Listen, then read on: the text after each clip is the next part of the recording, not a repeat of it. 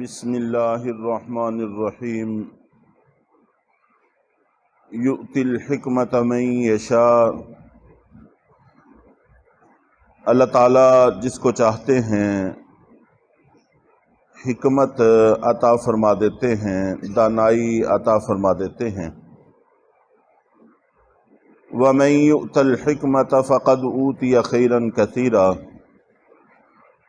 اور جس شخص کو دانائی مل گئی اس کو بہت بڑی خیر مل گئی۔ حکمت کا لفظ قرآن پاک میں جگہ جگہ استعمال ہوا ہے، اللہ تعالیٰ کے لیے بھی، انبیاء کرام کے لیے بھی،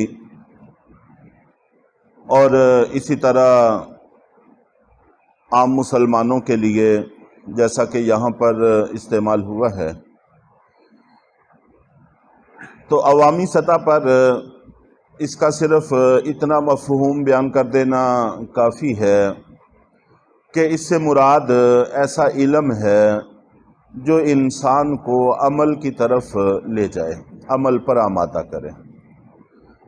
اگر علم تو ہے، معلومات تو ہیں، لیکن اعمال پر انسان آمادہ نہیں ہے، تو عمل پر آمادہ نہیں ہے، تو ایسے علم کو حکمت نہیں کہہ سکتے۔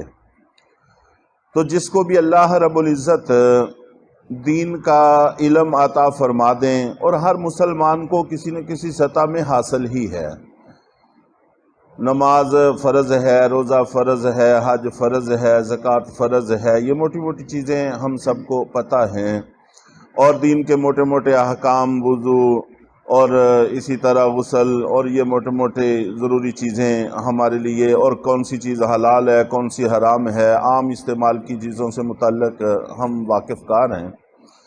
تو کسی نہ کسی درجے میں علم کا حصہ ہر شخص کو حاصل ہے، اور جتنا کا حاصل ہے اس پر انسان عمل کرتا رہے تو گویا کہ اس کو حکمت اور دانائی ملی ہوئی ہے، اور جس کا پتہ نہ ہو اس کو حاصل کرنے کی کوشش میں لگا رہے تو بس یہ کامیاب انسان ہے۔ انشاءاللہ اللہ تعالیٰ اس کو کامیابی سے ہمکنار کریں گے۔ تو حکمت علم نافع کے معنی میں بھی استعمال ہوگا، تو گویا کہ علم نافع بھی وہی علم ہے جو انسان کو عمل پر آمادہ کرے۔ اور نبی پاک صلی اللہ علیہ وسلم کا فرمان بھی ہے، اور علم میں لگنے کے فضائل بہت زیادہ مذکور ہیں۔ خاص طور پر ایک حدیث مبارکہ ہے کہ آپ نے اپنے صحابہ کرام سے خطاب کر کے فرمایا کہ یہ وہ زمانہ ہے کہ جس میں آپ لوگوں کو اللہ تعالیٰ نے علم عطا فرمایا ہوا ہے۔ ان حالات میں کہ جب ہر بندہ علم سے واقف ہے، ان حالات میں نفلی عبادت میں لگنا افضل ہے بہ نسبت علم میں لگنے کے۔ ایک وقت آئے گا کہ جب خالی تبصرہ باقی رہ جائے گا، اور ایک دوسرے کے ساتھ بحث مباحثہ رہ جائے گا، اور علم سے یکسر خالی ہو جائیں گے۔ اس وقت نوافل میں لگنے سے علم میں لگنا بہت بہتر ہوگا، اور کتنا بہتر ہوگا بات لمبی ہونے کا خطرہ ہے۔ تو اتنا ہے کہ علم حاصل کرنے والے کا سونا یہ عبادت کرنے والے کی عبادت سے بہتر ہوگا، اور علم حاصل کرنے والے کی قلم کی سیاہی شہید کے خون سے افضل اور بہتر ہوگی۔ تو اس طرح کے احادیث میں فضائل مذکور ہیں۔ چنانچہ ہم اسی دور سے گزر رہے ہیں، ہمیں اپنے علم پر عمل بھی کرنا چاہیے، اور اس کے ساتھ ساتھ جہاں پر تھوڑا بہت تردد اور شبہ محسوس ہو تو پوچھنے کی روش بھی اختیار کرنے کی کوشش کرنی چاہیے، اور علم حاصل کرنے کی کوشش کرنی چاہیے۔ جس کو بھی اللہ تعالیٰ علم نافع عطا فرما دیں، جو عمل پر آمادہ کرے، اس کو بہت بڑی خیر مل گئی۔ اور ایک حدیث مبارکہ میں بھی یہ بھی آتا ہے کہ جس سے اللہ تعالیٰ محبت فرماتے ہیں اس کو دین کا فہم عطا فرما دیتے ہیں، دین کی سمجھ عطا فرما دیتے ہیں۔ تو چنانچہ جب ہم اس میں لگیں گے تو گویا کہ یہ علامت ہوگی اس بات کی کہ اللہ تعالی ہم سے محبت کرتے ہیں، اور یہ ہمارے لیے بڑی سعادت کی بات ہوگی، بڑی فخر کی چیز ہوگی۔ وما یذکر الا اولو الالباب، اور نصیحت تو صرف عقلوں والے ہی حاصل کرتے ہیں۔ تو یہ گویا کہ بڑی عقل مندی اور دانائی کی بات ہے کہ انسان آخرت کی تیاری میں لگے، اور آخرت سے غفلت یہ نادانی کی چیز ہے۔ وما انفقتم من نفقۃ او نذرتم من نذر فإن اللہ یعلمہ، جو کچھ بھی تم خرچ کرتے ہو، اس میں پیچھے جو شرائط مذکور ہوئی ہیں، خرچ کرنا اصولوں کے مطابق ہو یا اصولوں سے ہٹ کر ہو، حلال طیب پاکیزہ مال سے ہو یا مشکوک مال سے ہو، اللہ کی رضا کے لیے ہو یا غیر اللہ کی رضا کے لیے ہو، ساری چیزیں اس میں شامل ہیں کہ جو بھی تم کرتے ہو سب اللہ کے نوٹس میں ہے، اللہ کے علم میں ہے، اللہ اس کو جانتے ہیں۔ اور اسی طرح اس کے ساتھ او نظر تم من نذر، تم جو بھی نظر مانتے ہو اللہ تعالیٰ اس کو بھی جانتے ہیں۔ نظر ماننا ہماری زبان میں اس کو منت ماننے سے بھی تعبیر کر سکتے ہیں۔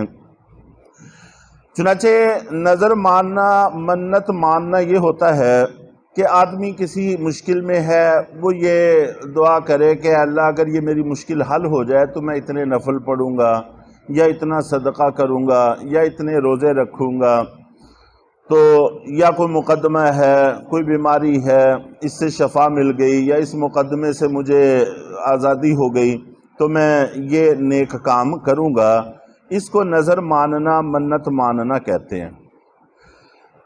نبی پاک صلی اللہ علیہ وسلم نے ذاتی طور پر ہمیں مشورہ یہ دیا ہے کہ زیادہ منتیں نہیں ماننی چاہیے، اس سے جہاں تک ممکن ہو گریز بہتر ہے۔ اور اس کی بظاہر دو وجہیں سامنے آئی ہیں اب تک کے مطالعے میں۔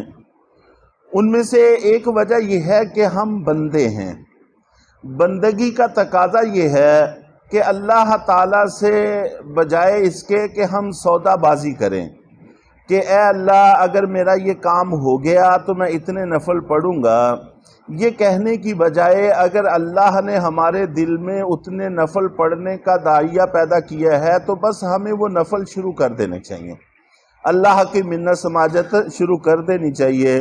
کوئی صدقے کا، کوئی روزے کا، کوئی اور خیر کے کام کا اللہ نے دل میں پیدا کیا ہے کوئی داعیہ، کوئی خیال، تو بجائے اس کو مشروط کرنے کے بس وہ عمل ہمیں کرنا شروع کر دینا چاہیے، اللہ سے مانگنا شروع کر دینا چاہیے۔ انشاءاللہ اللہ تعالیٰ کام اس سے بھی بنا دیں گے اور سودا بازی بھی نہیں ہوگی، اور بندگی کا اعلیٰ معیار بھی ہمیں حاصل ہو جائے گا۔ بندگی کا اعلیٰ معیار یہی ہے کہ بس ہم فوراً عمل میں لگ جائیں۔ اور دوسری وجہ یہ بھی ہو سکتی ہے جس کی طرف احادیث میں اشارہ بھی موجود ہے کہ عام طور پر جس وقت انسان پھنسا ہوا ہوتا ہے اس وقت کے خیالات اور ہوتے ہیں، اس وقت کے جذبات اور ہوتے ہیں، اور جیسے ہی کام ہو جاتا ہے انسان ڈھیلا پڑ جاتا ہے، کمزور پڑ جاتا ہے، تو اپنے اوپر خام خواہ ایسی چیز کا بوجھ لاد لیا جو واجب نہیں تھی اب واجب ہو گئی، اگر پورا نہیں کرے گا تو گناہگار ہوگا، ظاہر ہے۔ تو اپنے اوپر واجبات کا اضافہ کرنا یہ کوئی سمجھداری کی بات نہیں ہوا کرتی۔ تو اس لیے اگر کسی نے نظر مانی ہے، نظر ماننا جائز ہے، نظر مانی ہے تو کام ہو گیا ہے تو اس کو پورا کرنا ضروری ہے، واجب ہے، اگر نہیں پورا کرے گا تو گناہگار ہوگا۔ لیکن اللہ کے نبی صلی اللہ علیہ وسلم نے محض شفقت سے، محبت سے ہمیں یہ مشورہ دیا ہے کہ جہاں تک ممکن ہو سکے اس سے گریز کرنا چاہیے، اپنی پشت کو بوجھل نہیں کرنا چاہیے۔ جو بھی تم خرچ کرتے ہو یا جو تم نظر مانتے ہو اللہ اس کو جانتے ہیں۔ وَمَا لِلظَّالِمِينَ مِنْ انصار، اور ظالموں کا کوئی مددگار نہیں ہوتا۔ اللہ تعالی ہم سب کو عمل کی توفیق عطا فرمائے۔